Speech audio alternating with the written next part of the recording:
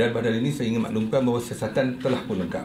Dan pada keesokan harinya, 2 orang akan dituduh di mahkamah, iaitu Mr. Albertin dan juga Datuk Sri Samsul Iskandar. Masing-masing akan menghadapi 5 pertuduhan yang secara jeneral saya sebutkan dahulu.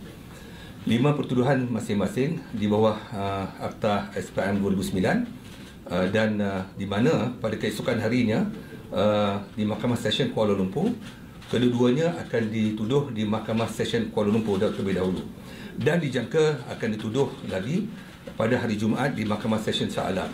Di Mahkamah Session Kuala Lumpur, kedua-duanya akan menghadapi 4 pertuduhan, iaitu seperti berikut. Datuk Sri Samsul Iskandar akan dituduh di bawah Seksyen 17 dalam kurungan Subsection A Akta Suruhanjaya Pencegahan Rasuah 2009, iaitu menerima suapan.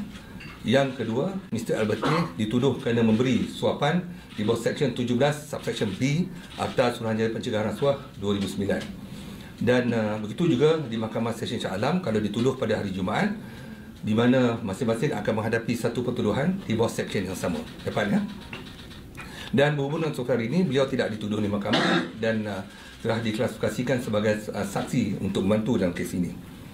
Jadi dalam tempoh seminggu siasatan ini telah dijalankan, saya pertama sekali ingin merakamkan ucapan penghargaan saya kepada pegawai-pegawai saya yang telah menjalankan tugas bertumpuk lumus untuk menyiapkan siasatan ini. Dan dalam tempoh seminggu ini kita telah memanggil seramai 32 orang saksi untuk dirakam percakapan mereka. Ini tidak termasuk 3 orang yang telah ditangkap itu.